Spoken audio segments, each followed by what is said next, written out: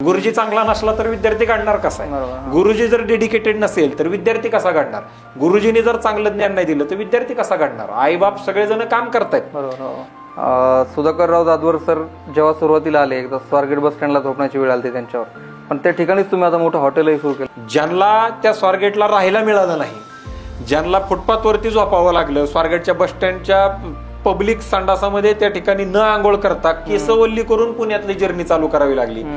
तुम्ही जेव्हा शिक्षण घेतलं लॉचं किंवा काय, तुम्हाला खरंच शिक्षण क्षेत्रात यायचं होतं की आता लिगसी आहे, जबाबदारी आहे, किंवा काही इमोशनल रिझन पण असतील? लोक म्हणली असती वडिलाला खायला काही नव्हतं तरी वडील एवढं शिकले, वडिलांनी तेवढं शिक्षण घेतलंय ते मी जर घेतलं नसतं तर म्हणली असती पोरगं वायाला गेले.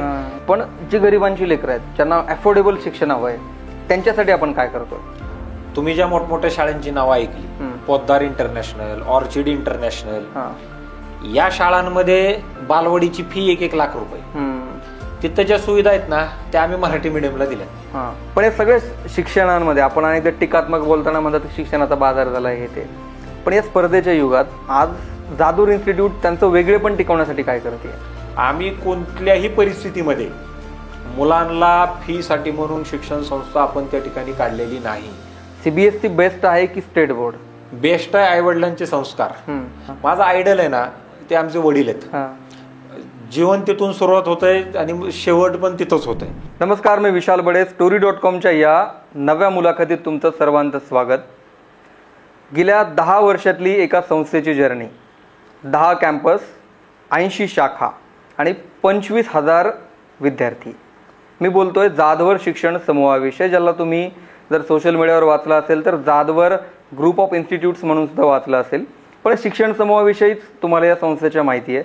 ही संस्था आणखी रिअल इस्टेट, हॉटेल बिझनेस, वेगवेगळ्या क्षेत्रात कार्यरत आहे आणि या संस्थेचे व्हाईस प्रेसिडेंट शार्दूल जाधवर आता माझ्यासोबत आहेत.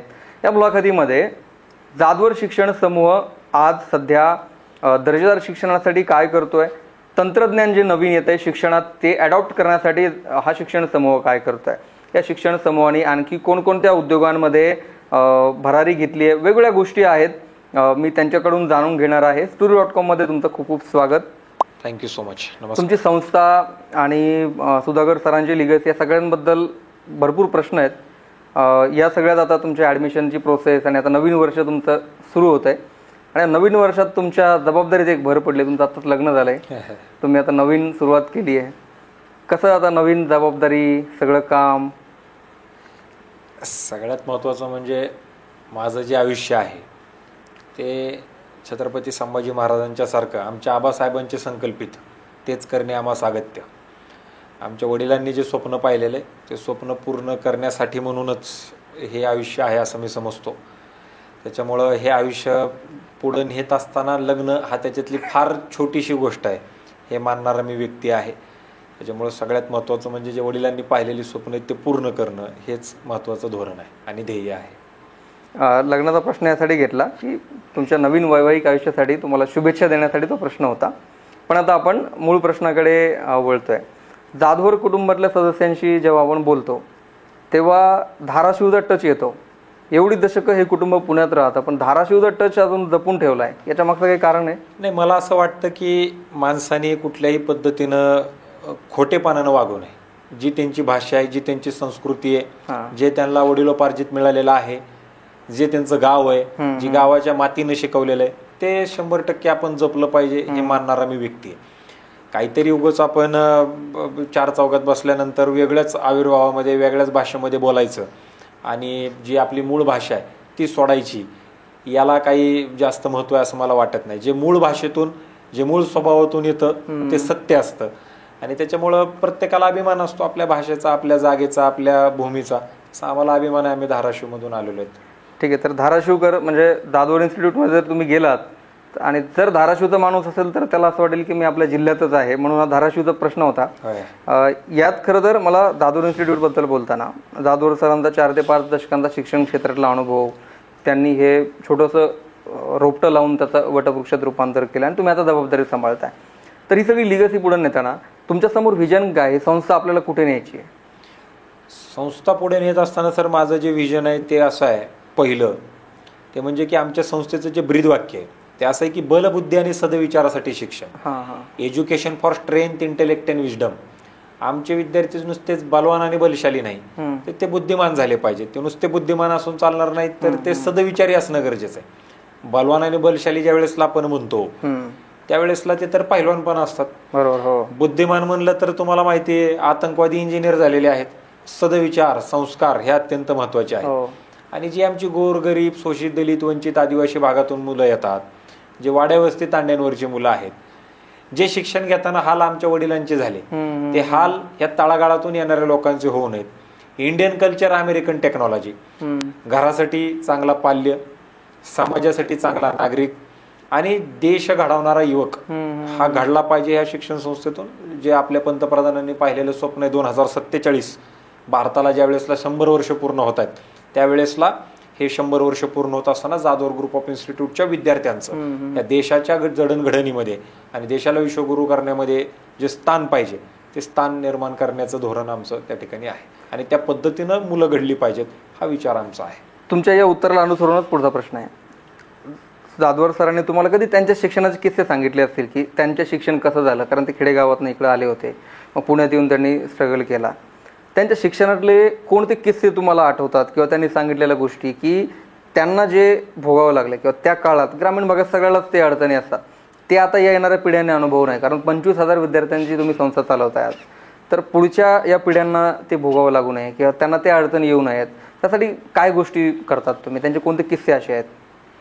सरांचं आयुष्य हे फार खडतर गेलेलं आहे. एकतर पहिली परिस्थिती, दुसरं म्हणजे त्यांच्या आईचं लवकर निधन झालेलं होतं, त्याच्यामुळं सावत्र आई त्यांना तिकडे मिळाली आणि त्याच्यामुळं मग ती परिस्थिती आणि स्वतःची आई स्वतःचीच आई असते शेवटी, त्याच्यामुळे त्यांचं आयुष्य फार या खडतर परिस्थितीमध्ये गेलं. मला ते नेहमी सांगतात, मी सहसा सरांशी फार अटॅच आहे. मी सरांना जास्त जुन्या गोष्टी विचारत नाही, कारण मी त्यांच्या बाबतीत फार इमोशनल आहे. म्हणजे मी माझ्या आयुष्याचं शेवटचं स्वप्न असं म्हणतो की डॉक्टर सुधाकरराव जाधवर युनिव्हर्सिटी झाली पाहिजे. ती उद्या झाली आणि परवा मरण आलं तरी मला त्यातलं अजिबातही दुःख वाटणार नाही. मी इतकं त्यांच्यासाठी इमोशनल आहे. त्याच्यामुळे त्यांच्या अशा ज्या गोष्टी आहेत ज्या त्यांचा स्ट्रगल झाला किंवा त्यांना त्रास झाला, ते म्हणलं की एकतर मी इमोशनल होतो किंवा मला जास्त राग येतो. पण तेवढ्यातून जेवढं काही सरांनी आम्हाला सांगितलं किंवा त्यांचं जे आत्मचरित्राचं पुस्तक आहे जे प्रकाशित झालं इंग्लिश, हिंदी, मराठीमध्ये ऑनलाईन त्या ह्याच्यावरती आलेलं आहे ऑडिओवरती, ते वाचण्याचं अजून धारिष्ट माझ्यात झालेलं, मला तेवढं धाडच नाही अजूनही. आम्ही ते अनेक लोकांना दिलं, अनेक लोकांनी वाचलं, लोकांनी त्यात प्रतिक्रिया दिल्या. त्याच्यात सरांनी मला एक लिहिलेलं पत्र आहे, मला फक्त माहिती की सरांनी मला पत्र लिहिले, ते वाचण्याची सुद्धा अजून माझ्यामध्ये तेवढी हिंमत किंवा तेवढं धाडस माझ्यामध्ये ते झालेलं नाही. मला नेहमी सर सांगतात की 4-4, 8-8 किलोमीटर ते चालत शाळेला गेलेले आहेत. त्यांचा अजून सुद्धा त्यांच्या पायावरती काही जखमा आहेत. आम्ही ज्या वेळेसला लहानपणी त्यांचा पाय वगैरे चोपायचो, त्यांना विचारायचो आम्ही हे काय झाले, त्यावेळेसला ते सांगायचे की त्यांना कॉलेजला जाईपर्यंत ते जुन्या काळातले काहीतरी एक तो शब्द आहे ती बुट होती आणि ते बूट, तो एकच बूट असल्यामुळं तो पाय त्याच्यात घालून दुसरा बूट घ्यायला पैसे नव्हते, काय नव्हते, त्यामुळे त्यांचा पाय सुद्धा बारीक राहिला आणि त्यांच्या पायावरती काही जखमा झालेल्या आहेत हे देखील आम्हाला माहिती आहे. अनेक वेळेला तुम्ही पंचपक्वानं किती जरी जेवायला ठेवली तरी देखील सरांना दूध, भाकरी आणि चटणी एवढंच फक्त खावंसं वाटतं. म्हणजे म्हणलं असं का, 100 आयटम्स ठेवलेले तुम्ही ते का नाही खात. त्यावेळेसला त्यांनी सांगितलं की कित्येक वर्ष त्यांना तेल मिळालेलं नाहीये चटणीला. भाकऱ्या ज्या होत्या त्या कुठल्या तरी हायब्रिड भाकऱ्या, ज्या काय CHS1 ते नेहमी नाव सांगतात, ते दुष्काळ पडला होता त्यावेळेसला ते आलेलं होतं, हायब्रिडच्या भाकऱ्या, काळ्या भाकऱ्या, ते कुत्र्याला टाकलं तरी कुत्रं वास घ्यायचं आणि निघून जायचं. आणि ते ज्यांच्याकडे भाड्याने राहत होते त्या बार्शी मधल्या त्या घरी तिकडे ते एक महिला जे लँडलॉर्ड होत्या त्या आल्या आणि ते अक्षरशः रडायला लागल्या की कुत्रं सुद्धा वास घेऊन पुढे जाते, ती भाकरी खात नाही, ही लेकरं एवढी सोन्यासारखी तीच भाकरी खात आहेत. एवढे वाईट दिवस त्यांनी ते पाहिलेले आहेत. आणि त्याच्यामुळे आम्ही आमच्या विद्यार्थ्यांना सांगतो की तुम्ही किती जरी म्हणजे आपले उंबरट्यावरती भक्ती असली पाहिजे, आपले जरी आपल्याला पंख मिळालेले असले आपण आकाशात उडूया, परंतु परत जमिनीवरती आपण यायला पाहिजे. आपल्या आईबापांनी जे कष्ट घेतले, जे संस्कार आपल्याला मिळालेले आहेत, त्याच्यामध्ये आपण आपल्या आईबापाचे ऋण फेडले पाहिजेत, देशाचे ऋण फेडले पाहिजेत. हेच विचार आम्ही या विद्यार्थ्यांना देतो. आणि ज्वलंत उदाहरण आहे समोरचं. माझं असं म्हणणं आहे की जी जिवंत लोक आहेत तीच जर आताच्या लोकांना कळाली नाही तर जी थोर लोक होऊन गेलेली ती कळणं फार अवघड आहे. आणि त्याच्यामुळे एक ज्वलंत उदाहरण सगळ्या विद्यार्थ्यांच्या समोर आहे. खरं म्हणजे उदाहरण तुमच्या घरातलंच असल्यामुळे तुम्हाला ते सांगायला आणखी सोपं जातं.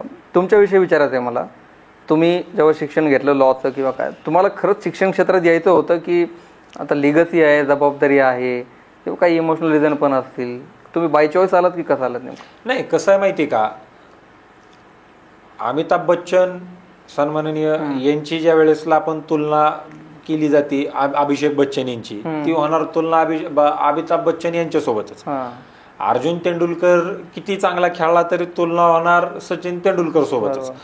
राहुल गांधींनी कसं जरी काम केलं, किती चांगलं काम केलं किंवा वाईट काम केलं किंवा जे काय असलं, त्यांची तुलना होणार ती पूर्ण त्यांच्या घराण्यासोबतच. इरिस्पेक्टिव्ह जी मोठी झाडं आहेत त्या मोठ्या झाडांच्या खाली जी छोटी छोटी झाडं येणार त्यांची ती त्या पद्धतीची जी काही म्हणजे डिफरन्शिएशन केलं जातं ते त्यांच्यासोबतच होतं. मला बाय हुक और बाय क्रूक, मला बाय चॉईस, बाय फोर्स मला तेवढं शिक्षण घेणं भाग होतं. मी आज आमच्या वडिलांनी जवळपास 12-15 डिग्र्या घेतलेल्या आहेत, मी देखील तेवढ्याच डिग्र्या घेतल्या. ते मला घेणं बंधनकारक होतं. त्याचं कारण असं की लोक म्हणली असती वडिलाला खायला काही नव्हतं तरी वडील एवढं शिकले.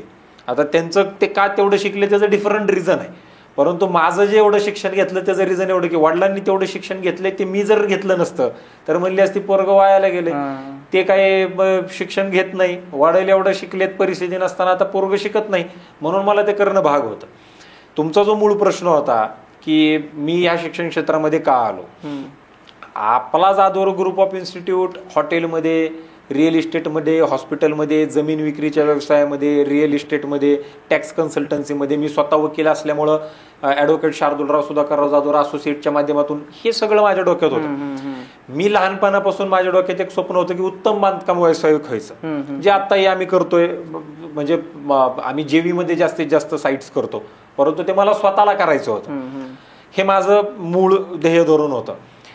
परंतु आमचे वडील ज्या वेळेसला 1986 साली पुण्यामध्ये आले, ते छत्रपती शाहू महाराजांनी स्थापन केलेली शिक्षण संस्था जे कॉलेज, जे महाविद्यालयामध्ये ते ॲज अ प्रोफेसर म्हणून कामाला त्या ठिकाणी लागले.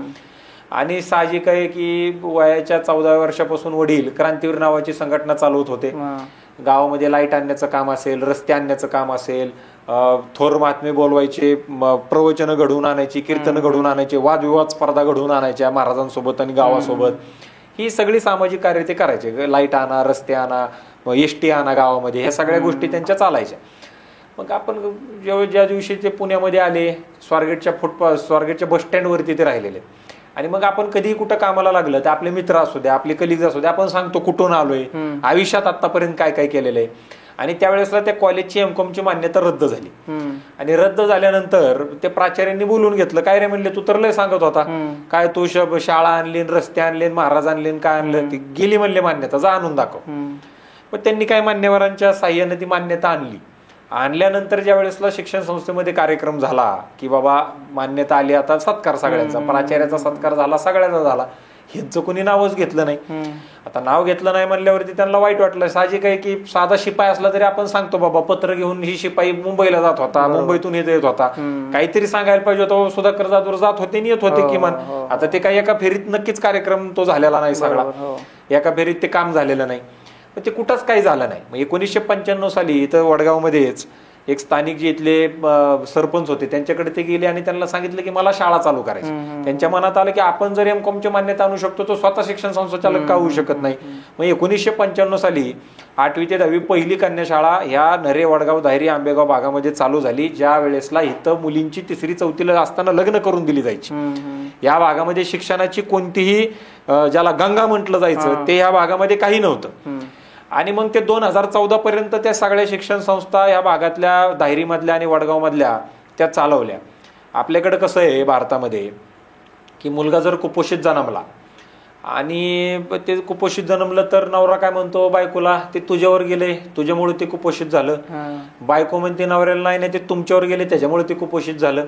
आणि जर ते पोरग मोठा अधिकारी झालं, मोठा व्यावसायिक झाला किंवा काय जर झालं तर मग ती लांबची जी चुलत आत्या असते ना, ती पण म्हणते आत्याचा गुण घेतलाय पोराने. त्या शिक्षण संस्था जोपर्यंत नावारूपाला आल्या नाहीत, त्याच्यामध्ये विद्यार्थी नव्हते, तोपर्यंत ते अपत्य जन्माला घातलेलं होतं ते सुधाकर जाधवर यांचं होतं. मग त्या शिक्षण संस्था मोठ्या झाल्या, नावारूपाला आल्या, मग त्याला ते माझं आहे म्हणणारे काही लोक तयार झाली आणि मग तयार झाल्यानंतर त्या सगळ्या गोष्टी थोड्या टस्सल त्याच्यामध्ये वादविवाद ह्या सगळ्या गोष्टी झाल्या.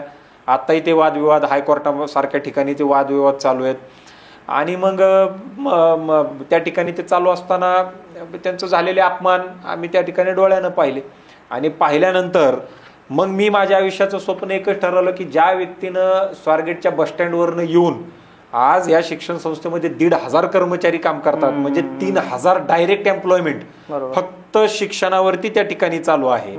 जाधवर ग्रुप ऑफ इन्स्टिट्यूटच्या माध्यमातून डायरेक्ट इनडायरेक्ट 8,000 लोक त्या ठिकाणी आहेत. त्यावेळेसला अशा माणसाचा अपमान होतो ज्या माणसाने स्वतःची परिस्थिती नसताना शिक्षण घेतलं, ज्या माणसाने स्वतः पुण्यामध्ये स्वतःला खायला काय नसताना इकडे एवढ्या मोठ्या शिक्षण संस्था उभ्या केल्या. आणि मग त्या दिवशी मी असं ठरवलं की स्वतःचं स्वप्न आपल्या आयुष्यासाठी काही नाहीये, आपल्याला एकच करायचं ते म्हणजे शिक्षण महर्षी शिक्षण तज्ञ प्राचार्य डॉक्टर सुधाकर जाधवर हे नाव जोपर्यंत सूर्यचंद्र तारे आहेत तोपर्यंत ते राहिलं पाहिजे. आणि म्हणून 2014 साली मग मी जाधवर ग्रुप ऑफ इन्स्टिट्यूटची स्थापना केली.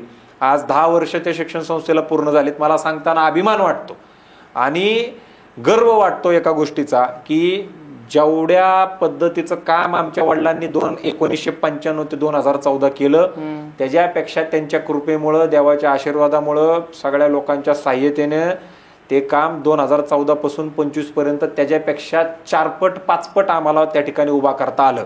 आणि मला वाटतं बोललं तर पाहिजेच कारण बोलल्याशिवाय लोकांना कळणार नाही की कशामुळे आहे, परंतु आम्ही नुसतं बोललो नाही ते आम्ही करून दाखवलं म्हणून मी शिक्षण क्षेत्रात आलो. याला अनुसरूनच तुमच्या शिक्षणावर एक प्रश्न आहेत अजून, पण स्वारगेटचा वगैरे उल्लेख काढला म्हणून मी कुठेतरी वाचलंय ऐकण्यात आलंय सुधाकरराव जाधवर सर जेव्हा सुरुवातीला आले एकदा स्वारगेट बस स्टँडला झोपण्याची वेळ आली त्यांच्यावर, पण त्या ठिकाणीच तुम्ही आता मोठं हॉटेलही सुरू केलंय. होय, हॉटेल इंडस्ट्रीमध्ये याचं कारणही तेवढंच आहे. आज आम्ही जेवढेही धंदे चालू केलेत प्रत्येक धंद्याला काही ना काही हिस्ट्री आहे, काही ना काही घटना घडली म्हणून तेवढं शिक्षण झालंय, तेवढे धंदे उभे केलेले.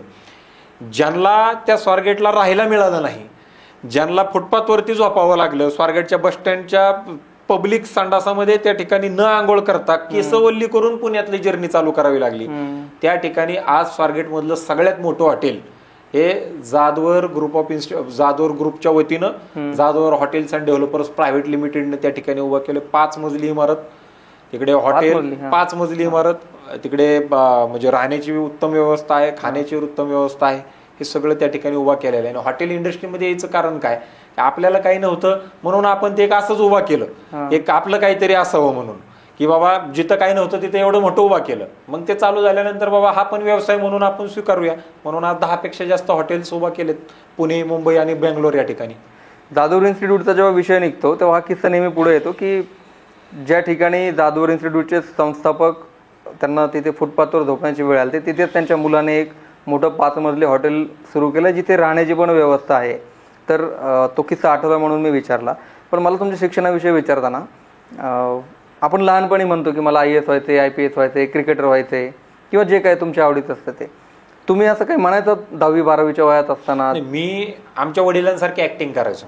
मी आज वेगळ्या कपड्यात आहे कारण मी वेगळा कार्यक्रम करून तुमच्याकडे आलोय. मला त्यांच्यासारखे पांढरे कपडे आवडतात. माझा आयडल आहे ना ते आमचे वडील आहेत. जीवन तिथून सुरुवात होतंय आणि शेवट पण तिथंच होतंय. ज्या पद्धतीनं वडील काम करायचे त्याच पद्धतीनं करण्याचा प्रयत्न करतो मी. वडील म्हणजे ते सुरुवातीचा बांधकाम व्यवसाय ते स्वतः करायचे. मग ते बाबा 4 ट्रक वाळू पाठवा, 2 ट्रक खडे पाठवा, 1 ट्रक वीट पाठवा. मी लहानपणी देखील ते ऑफिसला नसले की मी त्यांचा मोबाईल उचलायचो आणि मी माझाच बोलायचो, 2 ट्रक खडी पाठवा, 4 ट्रक वाळू पाठवा. मी स्वतः त्याच्यामध्ये ते करायचो. आणि मला आमची आई असेल, मला एक चांगले सर होते. म्हणजे पहिला फ्यूज आमचा कोणी काढला असेल तर ते तरंगे नावाचे आमचे एक सर होते. आणि त्यांनी सांगितलं की तुझा बाप कोण आहे हे तू आधी नीट समजून घे. आणि ते समजायला लागल्यानंतर मग हळूहळू गोष्टी ह्या उलगडायला लागल्या की बाबा काय आमच्या वडिलांनी केलंय, आम्ही काय करायला पाहिजे. आणि त्याच्यामुळे मग सुरुवातीपासून एकच आयडल होता ते म्हणजे वडील, आणि एकच डोक्यात होतं की त्यांच्यासारखं घडलं पाहिजे, बोललं पाहिजे. भाषण सुद्धा त्यांच्यासारखा करण्याचा प्रयत्न करायचो. ते भाषण करायला लागले की आम्ही लिहून घ्यायचो आणि तेच भाषण जाऊन आम्ही दुसरीकडे करायचो. आणि मग कित्येक वेळेला आमच्या भाषणामध्ये जर काही पॉईंट रिपीट व्हायला लागले असं जर लक्षात आलं तर वडील स्वतः अभ्यास करून कुठंतरी भाषण द्यायचे, कारण त्यांना माहिती होतं हे आपलं कॉपी करतोय म्हणून ते जास्त पॉईंट्स काढायचे, त्यांचे पॉईंट्स आम्ही घ्यायचो, ऑटोमॅटिक आमचा अभ्यास व्हायचा. अशा पद्धतीनं सगळं बालपण गेलाय. तुम्हाला ते स्वतःची फोनवर बोलतात 2 ट्रक पाठव हे ते कधी आईने पकडलं असं बोलताना कधी? अनेक वेळेला मला आता सुद्धा आमची आई सांगते की अशा अशा पद्धतीनं तू लहानपणी ह्या सगळ्या गोष्टी करायच्या, तुरळक तुरळक मलाही थोडं थोडं त्याच्यामध्ये आठवतं. आणि मला एकच आठवतं की फार मोठं बांधकाम व्यवसाय व्हायचा आहे, बांधकाम व्यावसायिक व्हायचंय हे मी लहानपणापासून म्हणायचो, हे मला चांगलं पक्का आठवत आहे. आता संस्थेवर बोलताना म्हणजे संस्था तर खूप आहेत पुण्यात, तर पुण्याचं शिक्षणाचा माहेरघर आहे आणि शिक्षणाच्या माहेरघरात संस्था चालवताना तुमच्याकडे 25,000 विद्यार्थी, ही काही छोटा आकडा नाहीये. पण या सगळ्या शिक्षणांमध्ये आपण अनेकदा टीकात्मक बोलताना म्हणतात की शिक्षणाचा बाजार झाला हे ते, पण या स्पर्धेच्या युगात आज जाधवर इन्स्टिट्यूट त्यांचं वेगळे पण टिकवण्यासाठी काय करते? आम्ही शिक्षणाच्या बाजारामध्ये नाही. बाजार कधी व्हायचा आहे ज्या वेळेसला सोशल मीडिया नव्हता, ज्या वेळेसला शिक्षण संस्था कमी होत्या, सीट कमी होती. आता विषय असा झालेला आहे की चहाच्या टपऱ्या सुद्धा कमी आहेत, त्याच्यापेक्षा जास्त शाळा आहेत, बरोबर, त्याच्यापेक्षा जास्त कॉलेज आहेत. आज प्रत्येक गल्ली गणीज एक शाळा एक कॉलेज आपल्याला त्या ठिकाणी उपलब्ध आहे. आता विषय असा झालेला आहे की विद्यार्थी आला तर नारळ फोडून त्याला आतमध्ये घ्यावं लागतं. मग डोनेशन आणि हे प्रकार आता ते फार दूर राहिले, लांब राहिले.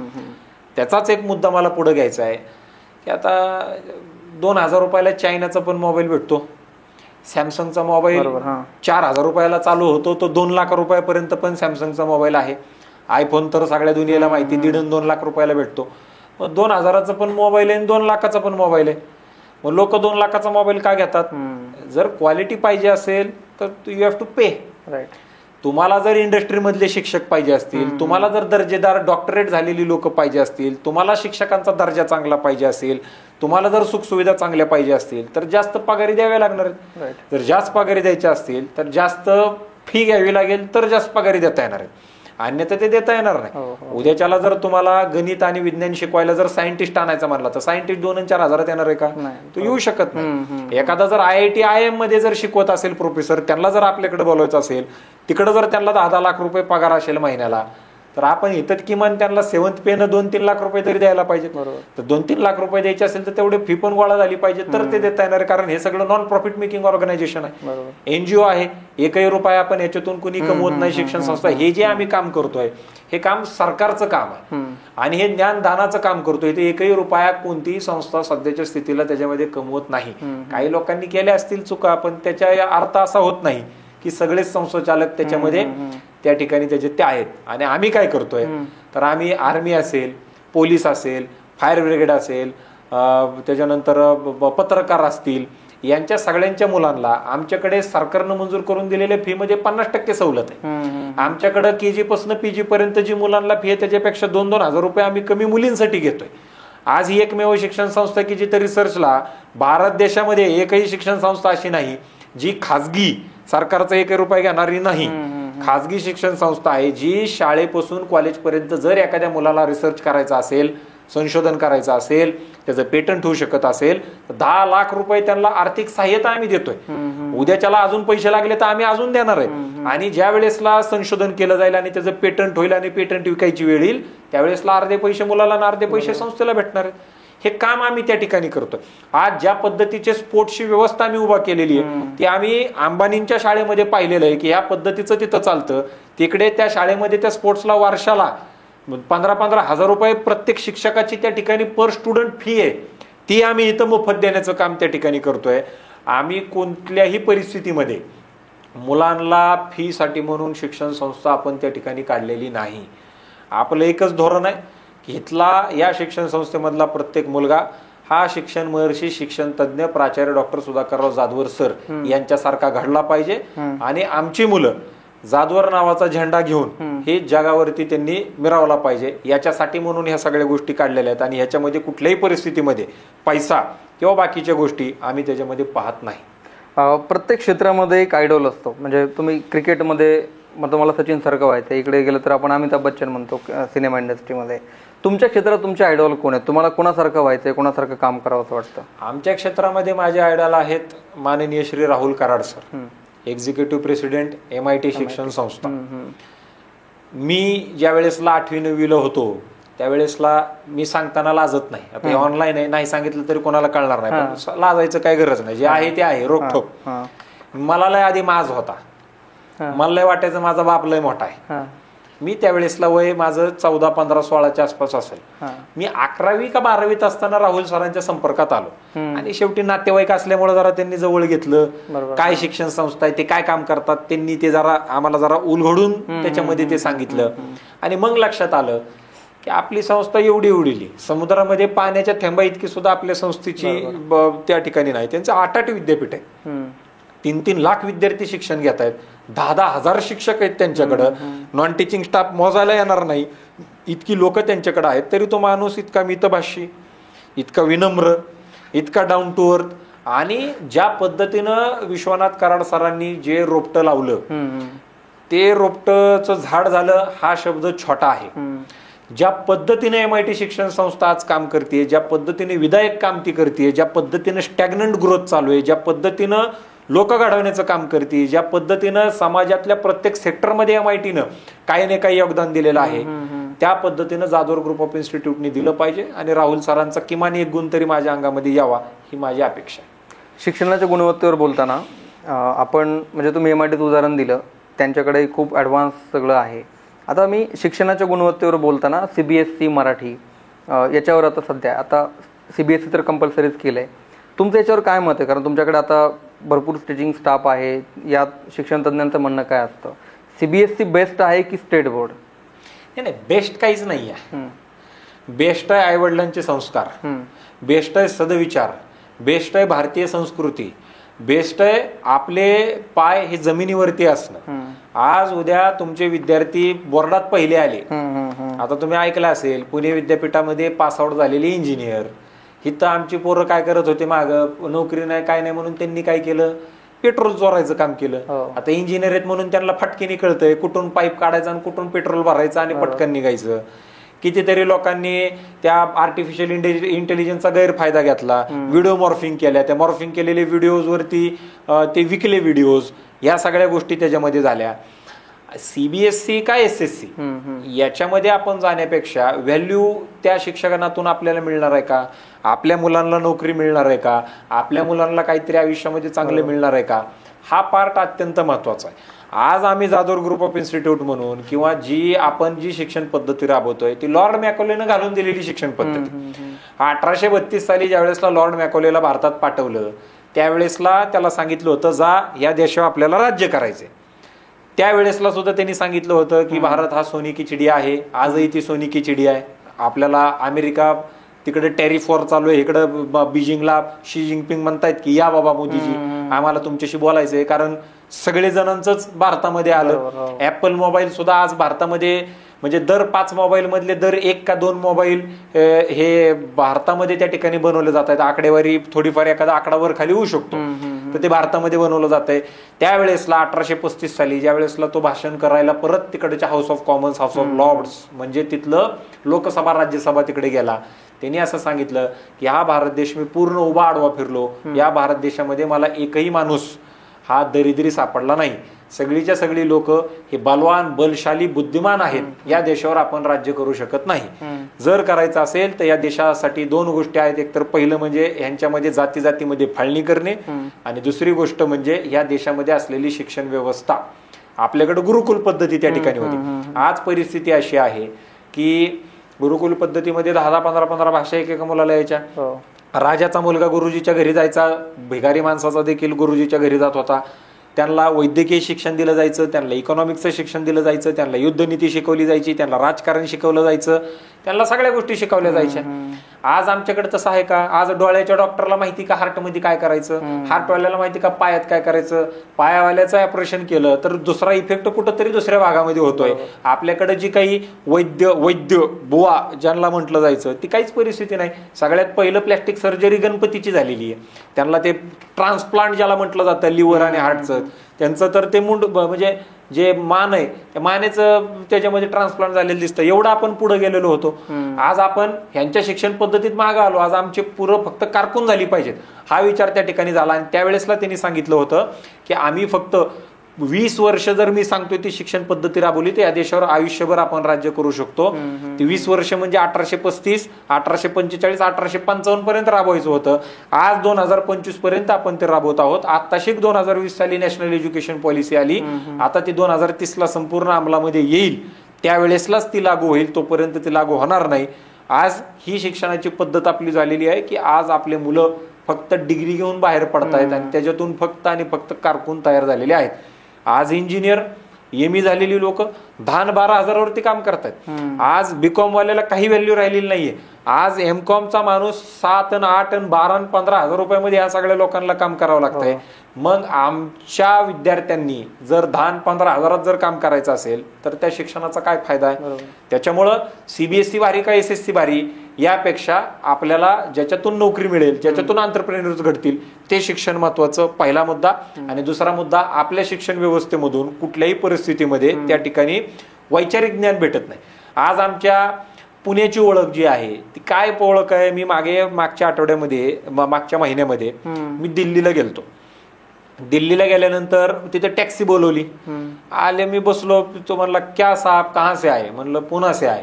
पुणे मतलब कहाँ से? म्हणलं महाराष्ट्र से. म्हणलं तू कुठला आहे? त्यांनी काय तिकडचं उत्तराखंडचं का कुठलं तरी नाव सांगितलं. म्हणला बहुत अच्छा आहे म्हणला आपका पुणे. म्हणलं का काय झालं?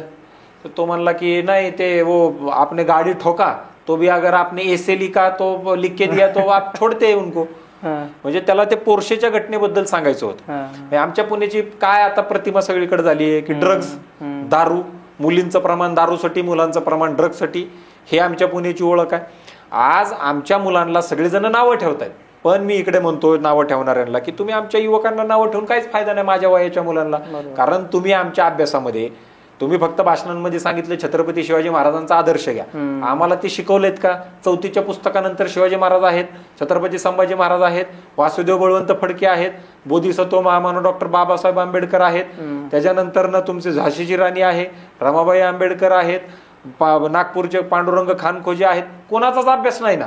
मग आम्ही घ्यायचं आदर्श कोणाचा आणि आयुष्य घडवायचं कोणाचं? रावणासारखं जरी आम्हाला घडायचं म्हटलं तर सांगावं तर लागेल बाबा रावण असा होता तर आम्ही घडणार.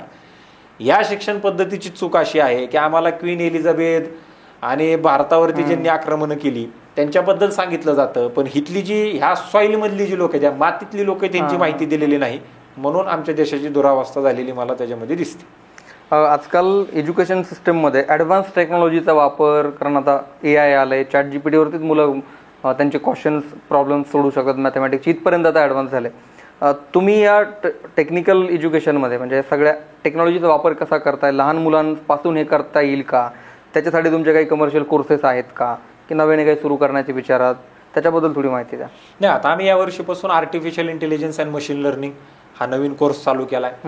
गेल्या वर्षीपासून आपल्याकडे सायबर सिक्युरिटी वरती BSc ची पुणे विद्यापीठाची डिग्री चालू झालेली आहे. त्याच्यानंतर डेटा सायन्सची आपल्याकडे डिग्री चालू झालेली आहे. त्याच्यानंतर कॉम्प्युटर सायन्सचे सुद्धा डिटेलमध्ये कोर्सेस आपण त्या ठिकाणी चालू केलेले आहेत. BSc MSc चे पुणे विद्यापीठाला ॲफिलिएटेड. आणि आम्ही आमच्याकडे हे फार वर्षापासून डिजिटल लर्निंग आणि ई लर्निंग आणि ह्या सगळ्या गोष्टी आम्ही त्याच्यामध्ये वापरतो. आमच्या सगळ्या शाळांमध्ये आणि कॉलेजेसमध्ये प्रत्येक वर्गामध्ये डिजिटल बोर्ड्स, इंटरनेट, ह्या सगळ्या गोष्टी आम्ही त्याच्यामध्ये दिलेल्या आहेत. त्याचं कारण असं की जी लोक समोरासमोर येऊ शकत नाही त्या लोकांची भाषणं, तो मग भारताच्या कोणत्या कानाकोपऱ्यात असू द्या, पृथ्वीमध्ये कुठेही असू द्या, त्याचं 1 मिनिटामध्ये त्याला आपल्याला जोडता येऊ शकतं, त्याच्याशी बोलू शकतो. जे कोरोनामुळे आपला सगळ्यांचा फायदा झाला ते आम्ही त्याच्यामध्ये उपलब्ध करून दिलेलं आहे. त्याच्यामुळे आमच्या विद्यार्थ्यांना सगळ्यांनाच भारत देशामध्ये नाही तर जगभरामध्ये कुठं जरी काही जरी चांगलं चालू असेल आणि ते जरी युट्यूबवरती अवेलेबल असेल, 1 मिनिटामध्ये त्यांना ते ऍक्सेस करता येते शाळेमध्येच. आणि ते सांगितल्यानंतर जर त्याच्यावरती विद्यार्थ्यांशी प्रश्न उत्तर करायचे असतील शिक्षकांशी तर ते देखील त्याच्यामध्ये उपलब्ध आहे. आणि आम्ही झूम मीटिंगच्या माध्यमातून, गुगल मीटच्या माध्यमातून, मायक्रोसॉफ्टच्या माध्यमातून त्या लोकांना आम्हाला त्याच्यामध्ये ते जोडता येतं. आणि त्याच्यामुळं मला वाटतं की कोरोनामुळे हा झालेला फार मोठा फायदा आहे शिक्षण संस्थांसाठी. आपण सुरुवातीला परवडणारं शिक्षण आणि ह्या अनेक गोष्टींवरती बोललो, पण यात जाधवर ग्रुपचे मला काही इनिशिएटिव्ह आहेत का परवडणाऱ्या शिक्षणासाठी हे जाणून घ्यायचे आहेत. कारण तुम्ही जसं म्हणालात की दर्जेदार शिक्षण द्यायचं तर IITMचा प्रोफेसर आणायचा, मग त्याचा पगार असतो, ते मान्य आहे सगळं, त्याच्यामुळे शिक्षण महाग होतंय. पण जी गरिबांची लेकरं आहेत, ज्यांना अफोर्डेबल शिक्षण हवं आहे, त्यांच्यासाठी आपण काय करतोय? सगळ्यात पहिलं म्हणजे तुम्ही ज्या मोठमोठ्या शाळांची नावं ऐकली, पोद्दार इंटरनॅशनल, ऑर्चिड इंटरनॅशनल, या शाळांमध्ये बालवाडीची फी 1-1 लाख रुपये. तिथं ज्या सुविधा आहेत ना त्या आम्ही मराठी मीडियमला दिल्यात. आमच्या मराठी मीडियमची शाळा आणि त्यांची सीबीएसई बोर्डाची शाळा याची तुलना करायची. पहिला मुद्दा, एवढं भारी इन्फ्रास्ट्रक्चर आम्ही उपलब्ध करून दिलेलं आहे. दुसरा मुद्दा जो आहे तो म्हणजे की मागच्या 4 वर्षापासून एकही रुपया फी वाढ आपल्या संस्थेने केलेली नाही. तिसरा जो मुद्दा आहे तो म्हणजे की सरकारनं काही वेळेला म्हणजे 11वी 12वीला किंवा ह्याला युनिव्हर्सिटी लेवलला असं सांगितलं की बाबा तुम्ही 1 टप्प्यात फी घ्या. आम्ही 4 टप्प्यात फी घेतोय. आपल्याकडे आपण फी वाढ करत नाही. आपण जर एखादा गरीब विद्यार्थी असेल तर त्याला मोफत शिक्षण देतोय. मी जसं आर्मी, पोलीस, पत्रकार, फायर ब्रिगेड, अँब्युलन्स चालकांचे जे मुलं आहेत यांना 50% मोफत शिक्षण आहे. 50% सरकारनं मंजूर करून दिलेली फी. म्हणजे उदाहरणार्थ इंजिनिअरिंगला जर 2 लाख रुपये फी असेल आणि तो मुलगा स्कॉलरशिप त्याला भेटणार असो अथवा नसो ते आम्ही बघत नाही, ती मिळाली तर त्यालाच मिळाली. आपण त्याच्याकडनं घेताना फक्त 50% फी त्याच्यामध्ये घेतो. हे काम आपण त्याच्यात करतोय. आज या मुलांना ज्या फीज आपण देतो त्या माफक दरामध्ये अमेरिकन टेक्नॉलॉजी असलेल्या सगळ्या इन्फ्रास्ट्रक्चर देण्याचं काम आपण त्याच्यामध्ये मोठ्या प्रमाणावरती केलेलं. सध्या शिक्षण संस्था चालकांच्या अनेक अडचणी सतत विषय पुढे येतात, वेगळ्या पॉलिसी बदलतात सरकारच्या, पालकांची वेगळीच तक्रार असते. आजच्या घडीला शिक्षण संस्था चालवताना काय चॅलेंजेस आहेत तुमच्या समोर? अडचण अशीच सर की आताचे जे आमचे शिक्षण मंत्री आहेत चंद्रकांतदादा पाटील फार चांगलेत. यांच्यामुळं फार मोठ्या प्रमाणावरती शिक्षणाला चांगले दिवस आलेले आहेत असं म्हणायला दुमत नाही. परंतु there is always a chance for improvement. आमच्याकडे 4-4, 8-8 वर्ष स्कॉलरशिपच येत नाही. स्कॉलरशिप घेताना 2-2% कमिशन द्यावं लागतं तर ती स्कॉलरशिप भेटते. आरटीचे पैसे 2016-17 पासूनचे येणं बाकी. दरवेळेला कुठंतरी कोणीतरी शिक्षण संस्था चालकांनी एखाद्या संघटनेने आरटीचे पैसे मिळावे म्हणून मागणी केली की त्या सगळ्या शिक्षण संस्थांकडनं परत माहिती मागवायची की किती विद्यार्थी आहेत, कोणते विद्यार्थी. बरं, विद्यार्थी कोण देतं? सरकार. निवडायचं काम कोण करतं? सरकार. त्यांचे कागदपत्र बरोबर आहेत का नाही ते बघण्याचं काम कोण करतं? आम्ही. परंतु ते यादीतून आलेले असतात. ठीक आहे, आम्हाला बघायचं ते काम आहे, ते आम्ही बघतो. आणि दरवेळेला आम्ही माहिती कोणाला देतोय? सरकारलाच. म्हणजे तुम्ही मला सांगताय, मी तुम्हाला सांगतोय. असं मागच्या 8 वर्षापासून चालू आहे. आज सगळ्या मुलींना प्रोफेशनल एज्युकेशन फ्री केलं. 1 वर्ष झालं. या 1 वर्षामध्ये प्रत्येक मुलीला डेव्हलपमेंट फी म्हणून BBA BCA सारख्या कोर्सला फक्त 1,500 रुपये फी आली. 1,500-2,000 रुपये फी. एकीकडे सरकार सांगतं शिक्षकांना 7व्या वेतन आयोगाने पगार द्या, वेळेमध्ये द्या. कोर्ट शिक्षण संस्था चालकांची वैयक्तिक मालमत्ता विका आणि पगारी करा असं एकीकडे सांगतं. एकीकडे शासन सांगतं विद्यार्थ्यांकडनं फी घ्यायची नाही, फी घेतलं तर फौजदारी गुन्हे दाखल करू. आणि एकीकडं अजून देखील स्कॉलरशिपचं त्यांचं मॅपिंगच शैक्षणिक वर्ष 24-25 संपलेलं नाही. नवीन 25-26 शैक्षणिक वर्ष चालू व्हायला फक्त 1 महिना राहिलेला आहे. मग शिक्षण संस्था चालवायच्या कशा? एकीकडं सरकारचं काम आम्ही करतोय, एकीकडं तुम्ही फी घेऊ नका म्हणून सांगताय, आम्ही फी घेत नाही. एकीकडं तुम्हीच मोफत शिक्षण जाहीर करताय, जे आतापर्यंत लोक फी भरत होते त्यांचं पण तुम्ही बंद करून टाकलं. एकीकडं तुम्ही पैसे पण देत नाही, एकीकडे द्या म्हणून सांगता. मग त्या शिक्षण संस्थांनी शिक्षण संस्था चालवायच्या कशा? पुण्यामध्ये चालेल, गावाकडे कशी चालवायची, मराठवाड्यात कशी चालवायची, विदर्भात कशी चालवायची? बोललं तर इन्क्वायरी बसते, प्रॉब्लेम्स निर्माण त्या ठिकाणी होतात. त्याच्यामुळं आज शिक्षण संस्थांच्या काय अडचणी आहेत ह्या पण समजून घेणं अत्यंत गरजेचं आहे. आज फी वाढ करताना फार मोठ्या प्रमाणावरती नियम आहेत, कशी वाढ करायची, काय करायची, कशा पद्धतीने करायची. ठीक आहे, आम्ही 4 वर्ष 5 वर्ष झाले रुपया वाढ केलेली नाही, हा विषय गौण आहे. आपल्या संस्थेबद्दल आपण बोलत नाही. परंतु एकीकडं सरकार ते महागाई भत्ता, 7th पे, आता 8व्या वेतन आयोगाची तयारी चालू झालेली आहे. प्राथमिक शिक्षकाला लाख रुपये पगार व्हायला लागलेला आहे. फी वाढवायची नाही, एकीकडे पगारी वाढवायचे, एकीकडे भत्ते वाढवायचे. लोकांना कर्मचारी खुश करण्यासाठी एकीकडे वेतन आयोगावरती वेतन आयोग देत राहायचं. या सगळ्या गोष्टी कुठं एकत्रित येणार आहेत का? खाजगी शिक्षण संस्थांचे नियम आणि ग्रँटेबल संस्थांचे नियम म्हणजे अनुदानित आणि विनानुदानित शिक्षण संस्थांचे नियम याच्यात आपण वेगळं करणार आहोत की नाही? जो नियम खाजगीला आहे तोच नियम अनुदानितला आहे, जो अनुदानितला आहे तोच विनानुदानितला आहे. मग जिथं अनुदानित आहे तिथं तुम्ही फी घेत नाही, काही ते 100-200 रुपये फी घेतली जाते, परंतु त्या लोकांना सरकार पैसे देत आहे. त्यांना ते त्यांचं 8वा आयोग काय 15वा आयोग काय ते काही देऊ शकतील. शिक्षण संस्थांनी हे कुठून द्यायचं? आज नियम सगळ्यांना समान आहे. आज जर एका वर्गामध्ये BA च्या 120ची जर डिव्हिजन असेल, आता किती लोक BA करतात, किती लोक आर्ट्सला जातात? 10वी झाल्यानंतर तुम्ही तुमचं पोरग 11वीला घालता का? तुम्ही तुमचं पोरग 12वी झाल्यानंतर FY/BA घालता का? कोण लोक BA करतात? आज कोणीच करत नाही. मग जर तुम्ही BA करत नाही तर मग BAच्या वर्गामध्ये जर 120 मुलांची जर डिव्हिजन असेल आणि आमच्या वर्गामध्ये जर फक्त 12च ऍडमिशन झालेले असतील तर 12ची फी मागच्या काहीतरी 10 का 12 वर्षापासून पुणे विद्यापीठाची 8 ते 10 हजाराच्या दरम्यान आहे. पुणे विद्यापीठाने ती फी वाढवलेली नाही. आता जर आम्ही त्याच्यापेक्षा जास्त फी घ्यायची म्हटलं तर विद्यार्थी संघटना आंदोलन करणार. आम्ही जर जास्त फी घ्यायचं म्हटलं तर आमच्या गुन्हे दाखल होणार. आणि 12 विद्यार्थी असू दे, बरं असं पण धरा चला 120ला 120 ऍडमिशन BA ला झाले, त्यांनी 10,000 रुपये फी सोडून द्या, आम्ही गैरकानूनी कामकाज चालू केलं, उद्यापासून आम्ही 20,000 रुपये फी घ्यायला चालू केली. 20,000 गुणिले 120 रुपये, 120 मुलं किती रुपये झाले? आणि एका शिक्षकाला 7th पेनं जुन्या पद्धतीनं पगार जातो 1,07,000च्या आसपास. साधा शिक्षक ज्याचं PhD BHD काय म्हणजे फक्त नेट सेट झालं. जर एका शिक्षकाला महिन्याला जर 1,10,000 रुपये पगार असेल सरासरी आणि सगळं मिळून 120 पोरांचं 20,000 रुपयांनी सरकारनं सांगितल्यापेक्षा 100% जास्त फी घेतली तरी देखील ते मॅच होत नाही कुठं. मग हे जे विषय आहेत याच्यावर कोण बोलणार आहे का नाही बोलणार आहे? आज या सगळ्या गोष्टीचा विचार त्या ठिकाणी करणं अपेक्षित आहे. आणि मग त्याच्यामुळे काय होतं, शिक्षकही भरडले जात आहेत, मुलं भरडली जात आहेत, शिक्षण संस्था भरडल्या जात आहेत.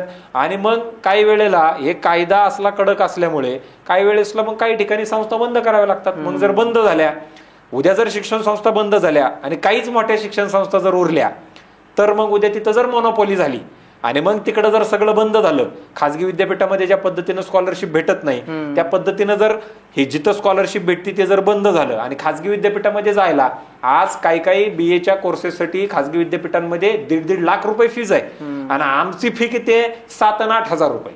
मग 1.5 लाख कुठं ना 8 हजार कुठं?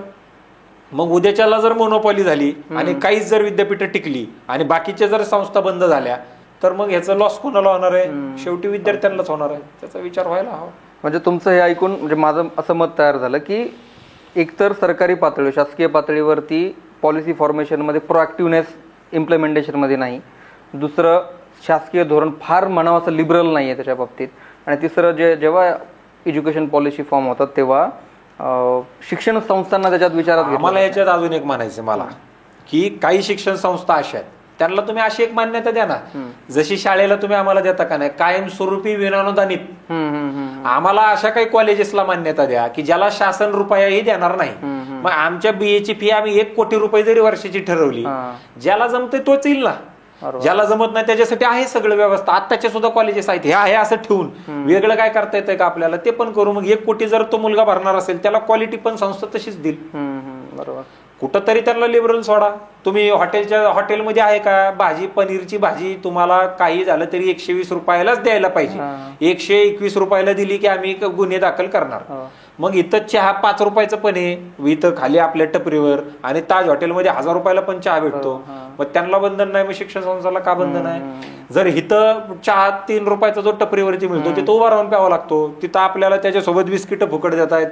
तिकडं 4 प्रकारची साखर फुकट दिली जाते, ज्याला जसला आजार आहे त्यांनी तसली साखर खा प्या, ज्यांना जमतंय ते तिकडे जातील ना. आता तुम्हाला मला बंधन आहे का चहा प्यायला ताज हॉटेलला चालायचं? नाही बंधन. मग जर आपल्याला जर उद्याच्याला जर तेवढं लिबरलायझेशन मिळालं, ज्या संस्था चांगल्या त्या टिकतील, ज्यांना जमते तीच लोक ऍडमिशन घेतील, ज्याला जमत नाही ते जाणार नाही ना. सिंपल. पण या पॉलिसी आणि या सगळ्या अडचणींमुळे तुम्ही आता ज्या सांगितल्या कुठं ना कुठं डायरेक्ट इनडायरेक्ट विद्यार्थ्यावर इम्पॅक्ट होत असेल ना याचा? 100% होतो. 100% विद्यार्थ्यांवरती इम्पॅक्ट होतो. कारण कसं असतं, चांगली लोकांना कंपन्यांमध्ये फार ऑपॉर्च्युनिटी आहे. उद्याच्याला जर जे BA BEd झालेला किंवा MA BEd झालेला किंवा MSc BEd झालेला जो शिक्षक असतो, उदाहरणार्थ MSc स्टॅटिस्टिक आणि BEd झालेला जर एखादा प्राध्यापक आहे, त्याला इथं पगार जर आपण द्यायचं म्हणलं तर समजा 50,000 रुपये आपण पगार दिला, तो जर त्याला वेळेत नाही दिला तर फायदा आहे का? म्हणजे आज तुम्हाला जेवायचं, आत्ता जेवायचंय, उद्या तुम्हाला पंचपक्वान्न तुम्ही मला देणार आहेत, पण आज मी नाही जेवलं तुम्ही चक्कर येऊन पडणार आहे ना. उद्याच्याला तुम्ही पंचपक्वान्न देणार आहे ते उद्याचं झालं. आज 6-6 महिने पगारी लेट होत आहेत सगळ्या शिक्षण संस्थांच्या. त्याचं कारण ते की जर स्कॉलरशिप नाही आली, फी नाही आली वेळेमध्ये तर कसं काय हे द्यायचं. आज तुमच्या मोबाईलची जी रेंज आहे याला जर तुम्ही फी नाही भरली त्याची तर रात्रीच्या 12ला कट होतंय लगेच, एका मिनिटात कट होतं. ही लाईट ह्यांना नाही पैसे भरले तर सरकारचंच आहे ते सुद्धा, ते आता एका मिनिटात मीटर कापून नेत आहेत. वर्गांमध्ये डिजिटल बोर्ड दिलेले, ते इंटरनेटचे नाही पैसे भरले त्याच क्षणाला इंटरनेट बंद होतंय. सगळं रेग्युलर खर्च चालू आहे. आणि फी घ्यायला कसं आहे, मग तुम्ही फी मागितली की शिक्षण संस्था चालक चोर आहेत, पैसे मागतायत. विद्येचं माहेर घर आहे, विद्येची गंगा आहे, मग तुम्ही ते नोबेल प्रोफेशन आहे, तुम्ही फी नाही मागितली पाहिजे, आमका नाही केलं पाहिजे, तमका नाही केलं पाहिजे, सगळ्या गोष्टी सांगितल्या जातात. मग हे कसं चालवायचं मग, हा मुद्दा. आणि जर शिक्षकाला जर वेळेमध्ये पैसे मिळणार नसतील तर त्यांना कंपन्यांमध्ये 60, 70, 80 हजार रुपये पगार आहे आणि वेळेमध्ये पगार आहेत. मग चांगली लोक हे कंपन्यांमध्ये चालली, आपल्याकडे मग ज्यांना तिकडे घेत नाही ते आपल्याकडे येतात. ऑटोमॅटिक विद्यार्थ्यांवरती परिणाम होतो. चांगले शिक्षक नसले, गुरुजी चांगला पाहिजे ना, गुरुजी चांगला नसला तर विद्यार्थी घडणार कसा आहे. गुरुजी जर डेडिकेटेड नसेल तर विद्यार्थी कसा घडणार. गुरुजीने जर चांगलं ज्ञान नाही दिलं तर विद्यार्थी कसा घडणार. आई बाप सगळेजण काम करतायत. आता 2.5 लोकांचं कुटुंब आहे, आजी आजोबा राहिलेले नाहीत. आजी आजोबा कुठे आहेत ते त्यांनाच माहिती. मग वडील कामाला जात आहेत, आई कामाला जाते, मुलगा अर्ध घरात आहे, ते मोबाईल खेळतय, गेम खेळतय, सगळ्या गोष्टीत संस्कार कोणी द्यायचे, गुरुजीने द्यायचे. आता ते त्याच्यासाठी गुरुजी चांगला पाहिजे, चांगले पैसे दिले तर चांगला गुरुजी भेटणार. सिंपल. आता सगळ्या अडचणींवरून पुढे जाताना म्हणजे अडचणी तर आहेतच, पण काही गोष्टी म्हणजे मला आता ई लर्निंग विषयी एक प्रश्न आहे तुमच्याकडे की ई लर्निंग कोरोनानंतर खूप अनिवार्य बनलं सगळ्या संस्थांसाठी. त्याचं कोविडमध्ये खूप महत्त्व होतं. तुम्ही त्या काळात कसं मॅनेज करत होतात आणि ई लर्निंगच्या बाबतीत आता Jadhavar group of institute of group कुठे आहे? आज आपल्या बालवाडीपासून ते PhD पर्यंत जेवढे कोर्सेस आपल्याकडे आहेत प्रत्येक ठिकाणी आपण ई लर्निंग दिलेलं आहे. कोरोनाचा एकच फायदा झाला तो म्हणजे की आज जी आमचं कॉलेज त्या ठिकाणी तिकडे उस्मानाबाद मध्ये सुद्धा म्हणजे आत्ताचा धाराशिव जिल्हा इकडं जर आम्हाला जर एखाद्याला कोणाला न्यायचं म्हणलं तर गाडी वेळ कुणी तयार होत नाही. आज मला अमेरिकेच्या शिक्षकाला इथं बोलवायचं म्हणलं तरी मला परवडणार आहे का? नाही परवडू शकत. लाख रुपये विमानाचं एका वेळेचं तिकीट आहे, यायचं जायचं वेगळं, हॉटेल वेगळा, सगळ्या गोष्टी वेगळ्या. आणि एवढ्या लांबून तो येणार जाणार, त्याला शक्य आहे का? नाही शक्य. आज अमेरिकेतला सुद्धा शिक्षक आपल्याला ई लर्निंगद्वारे मोबाईल ऍपद्वारे किंवा झूम मिटिंगच्या द्वारे आपण 1 मिनिटामध्ये जोडू शकतो. त्याच्यामुळे आज जी आमची हितली जी तळागाळातली मुलं आहेत त्यांना हार्वर्ड युनिव्हर्सिटी मधला, केम्ब्रिज युनिव्हर्सिटी मधला, ऑक्सफर्ड युनिव्हर्सिटी मधला सुद्धा माणूस 1 मिनिटामध्ये शिक्षण देऊ शकतो. हे केवळ आणि केवळ कोरोनामुळे झालं. कोरोना आला नसता ते ऑनलाईन एज्युकेशन हे असं युट्यूब ऍप काय ते झूम ऍप आणि या सगळ्या गोष्टीची संकल्पना आपल्या डोक्यात आली नसती. आणि त्याच्यामुळे आमच्याकडे सगळ्यांकडे ह्या सगळ्या गोष्टी चालू आहेत. एखाद्या पिक्चरची स्टोरी ऐकल्यानंतर जेवढा पिक्चर आपल्याला परत सांगता येतो त्याच्यापेक्षा जर पिक्चर बघितला तर तो लगेच कळतो. जसं आता आपण चर्चा केली की जसं तुम्ही मला सांगितलं की तुम्ही छावा वाचलं आणि मग छावा पिक्चर बघायला तुम्ही गेलात, बरोबर आहे. आता जे तुम्ही वाचलं त्याच्यात तुम्हाला समजलं, पण ती छावाची स्टोरी जर मी नुसती तुम्हाला सांगितली असती, बरोबर आहे, ती समजली असती समजा 80%. पण ज्या वेळेसला तुम्ही छावा पिक्चर बघितला, व्हिज्युअलायझेशन डोळ्यासमोर आलं, 100% तुम्हाला तो समजला. आणि त्याच्यामुळं ई लर्निंग 100% आपल्याकडे चालू आहे. कोरोनामुळे फायदा असा झालाय की जगातले फार चांगले चांगले उत्कृष्ट प्रोफेसर्स हे आपण आपल्याकडे जोडू शकतो. कोरोनामुळे तेवढंच एक चांगलं जगाचं झालं. जाधवर ग्रुप आणि सोशल इम्पॅक्टवरती मला थोडं बोलायचं आहे की जाधवर ग्रुपचे संस्थापक जे आहेत ते मूळ ग्रामीण भागातले, त्यांच्यावरती आता आपण सुरुवातीला बोललो, पण ते ज्या ग्रामीण भागातून येत आहेत आज त्या ग्रामीण भागातल्या मुलांनाही शिक्षण पुण्यासारखं दर्जेदार मिळावं त्यासाठी आपले काही प्रयत्न सुरू आहेत का? संस्थेच्या काही शाखा तिकडे आहेत का? आम्ही तिकडे 1000 एकर जमिनीवरती आपल्याला तिकडे विद्यापीठ स्थापन करायचं हे आमचं स्वप्न आहे. पहिला मुद्दा. दुसरा मुद्दा तिकडे आता नर्सिंग कॉलेज आणि इंग्लिश मिडियम स्कूल आपण त्याच्यामध्ये ती चालू केली. परंतु आमची दिक्कत अशी झाली आहे की आम्ही ज्या भागातून येतो त्या भागामध्ये म्हणजे आमचा धाराशिव जिल्हा असा आहे की त्या धाराशिव जिल्ह्यामध्ये जेवढ्या सुविधा अवेलेबल आहेत त्याच्यापेक्षा आमच्या वाशी तालुक्यात जास्त आहेत. म्हणजे असं उलट झालेलं आहे सगळं. तालुका मोठा आहे जिल्ह्यापेक्षा. तिकडे मिळणारा स्टाफ, तिथे येत असलेली लोक ही तेवढ्या प्रमाणामध्ये अजून तिकडे ते भेटत नाही. त्याच्यामुळे सगळ्यात मेन आहे ह्युमन रिसोर्स, लोक. कारण आता पुण्यामध्ये कसं आहे, सगळी जग पुण्यामध्ये येत आहे. पुण्यातला माणूस उस्मानाबादला येणार नाही, पुण्यातला माणूस बीडला जाणार नाही, तिथला धाराशिव मधलाच दुसऱ्या एखाद्या तालुक्यातला माणूस आमच्या तालुक्यात येणार नाही. परंतु तरी आमचं जे स्वप्न आहे की तिकडे आपल्याला विद्यापीठ स्थापन करायचंय ते नक्कीच लवकर त्या ठिकाणी होईल. आता तिकडे एक शाळा आणि एक कॉलेज आपण चालू केलंय.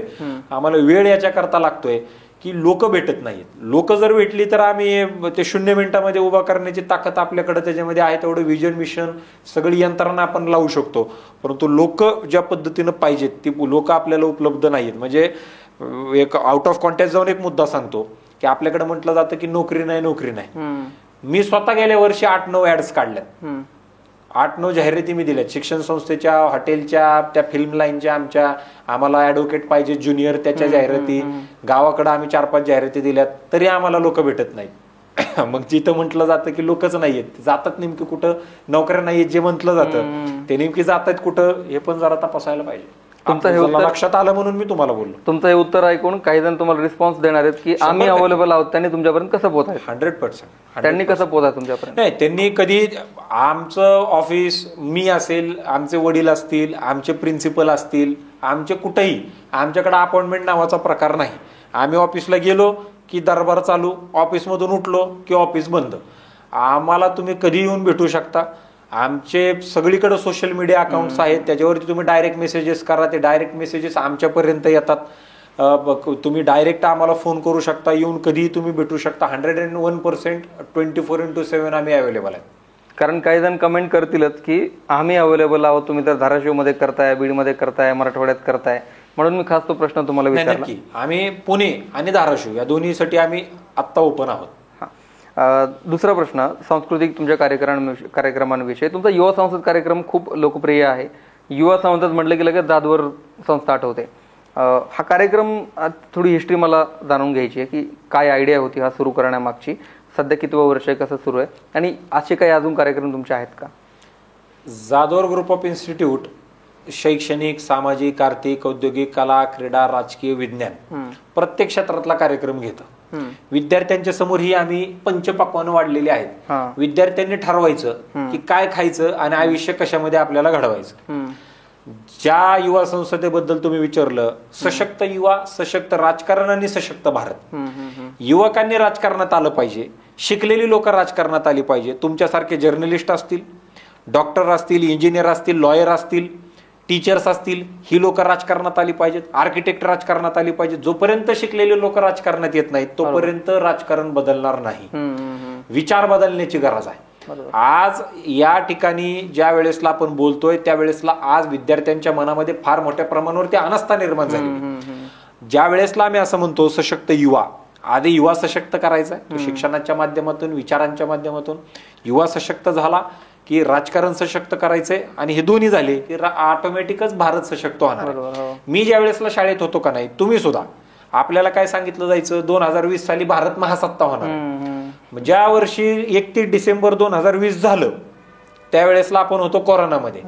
आता मग माझ्या डोक्यात प्रश्न पडला, जर लॉकडाऊन उठला आणि 26 जानेवारी 2021 साली भाषण करायचं असेल तर मी नेमकं भाषण करायचं कशावर? कारण पोरं म्हणणार तू तर रोज येत होता म्हणत होता 2020 साली भारत होतं, भारत महासत्ता होणार आहे, काय झालं त्याचं? आज 2025 मध्ये मला प्रश्न आहे ना, माझं आयुष्य हयात गेली ते म्हणण्यामध्ये भारत महासत्ता होणार आहे, झाला नाही झाला. आता त्याचं नवीन डेडलाईन 2047 आपल्या समोर आलेला आहे. आणि त्याच्यामुळं जोपर्यंत ही शिकलेली लोक राजकारणात येत नाही तोपर्यंत हे होणार नाही. नसता 2047 साली सुद्धा ज्या वेळेसला आपण दोघं बसू त्यावेळेसला आपल्याला नवीन डेडलाईन काहीतरी घ्यावी लागेल. आज ही युवा संसद घेत असताना जाधवर ग्रुप ऑफ इन्स्टिट्यूट, केंद्र सरकार, राज्य सरकार, गोवा सरकार ह्या सगळ्यांच्या संयुक्त विद्यमाने आपण हा कार्यक्रम चालवतो. जवळपास 3000 विद्यार्थी महाराष्ट्राच्या विविध भागातून, गोवा राज्यातून हे पुण्यामध्ये येतात. लायन्स क्लब इंटरनॅशनल असेल, रोटरी क्लब असेल, नेहरू युवा केंद्र असेल, यांच्या सगळ्यांच्या संयुक्त विद्यमाने हा कार्यक्रम त्या ठिकाणी चालतो. आणि सध्याचे जे ज्वलंत प्रश्न आहेत यावरती चर्चा त्या ठिकाणी केली जाते. आता याची प्रेरणा कुठून मिळाली? ज्यांनी माझा फ्यूज काढला ते म्हणजे की ज्यांच्याबद्दल आपण चर्चा केली ते म्हणजे सन्माननीय राहुल कराड सर यांनी आणि माझ्या वडिलांनी सांगितलं की MITचा भारतीय छात्र संसद जो कार्यक्रम आहे तो तू अटेंड कर. मला वाटतं मी 2012 सालच्या भारतीय छात्र संसद त्या ठिकाणी म्हणजे अटेंड केलेली होती. आणि त्यावेळेसपासून जो माझ्या आयुष्यामध्ये बदल झाला तो बदल असा की मला कळालं की आपण किती पाण्यात आहेत, किती पाण्याच्या वर, आयुष्य कसं जगलं पाहिजे, काय केलं पाहिजे, आपलं ध्येय धोरण काय असलं पाहिजे हे मला त्याच्यामध्ये ज्या वेळेसला कळालं त्यावेळेसला मग राहुल सर सुद्धा म्हणले की अशा पद्धतीचे कार्यक्रम व्हायला पाहिजे. मी एकट्यानेच कार्यक्रम घेऊन चालणार नाही. मग जो राहुल सरांचा कार्यक्रम होतो तो होतो इंग्लिश मधून, कारण त्यांच्याकडं आसामचा पण माणूस येतोय, तामिळनाडूचा पण येतोय, गुजरातचा पण येतोय, काश्मीरचा पण येतोय. तिथं हिंदीत कार्यक्रम घेऊन चालणार नाही, कारण दक्षिण भारतातल्या लोकांना ते कळणार नाही जास्त. म्हणून जो त्यांचा कार्यक्रम होतो तो 80-90% इंग्लिशमध्ये होतो आणि 10-20% हिंदीमध्ये होतो. पण माझ्या डोक्यामध्ये असं आलं की ज्याला इंग्लिश कळतं त्याला आयुष्यात एवढं तर कळतं काय केलं पाहिजे. आमच्या गरीब पोरांचं काय, राजनीच्याच पोटातून राणी जन्माला यावी का, राजाच्याच पोटातून राजा जन्माला यावा का, गोर गरीब शोषित दलित वंचित आदिवासी समाजातल्या मुलांनी काय करायचं, ज्याच्या मागं कोणी उभं नाही, ज्याला कोणी गॉडफादर नाही, ज्याच्या खिशामध्ये पैसे नाहीत, त्या लोकांनी काय करायचं, हा विचार माझ्या मनामध्ये आला. आणि म्हणून मी मराठीतून ही युवा संसद चालू केली. आणि गोवा राज्य याच्या करता घेतलं की आपली भाषा त्यांना कळती, गोवन लँग्वेज आणि मराठी जरा साम्य आहे, म्हणून आम्ही ती भाषा त्या ठिकाणी ही युवा संसद त्याच्यामध्ये चालू केली. खरी प्रेरणा ही भारतीय छात्र संसद, MIT शिक्षण संस्था, राहुल कराड सर, आणि मग त्याच्यामध्ये आमची नवीन संकल्पना की महाराष्ट्र गोवा मराठी लँग्वेज अशी ही युवा संसद सुरू झाली. तुम्ही जसं इंटरव्ह्यूच्या सुरुवातीला सांगितलं, वडिलांकडनं कामाची लिस्ट मिळते आणि त्याच्यानुसार तुम्ही करत असता, मार्गदर्शन तर अर्थातच आहे. पण तुम्ही ही जबाबदारी हातात घेतल्यानंतर साधारण 10 वर्ष झाली असतील, त्यात एखादा असा क्षण तुम्ही सांगू शकता का जिथे तुम्हाला वडिलांचा म्हणजे वडिलांना तुमचा खूप अभिमान वाटलाय की मुलाने बेस्ट केलंय? नाही, आमचे वडील समोर तर ते कधी तारीफ करत नाही तेवढं मात्र नक्की. माग त्यांनी कधी नाव काढलं असेल नसेल मला माहित नाही, पण माझ्या समोर तर मला काय असं ते कधी म्हटलेले नाहीत.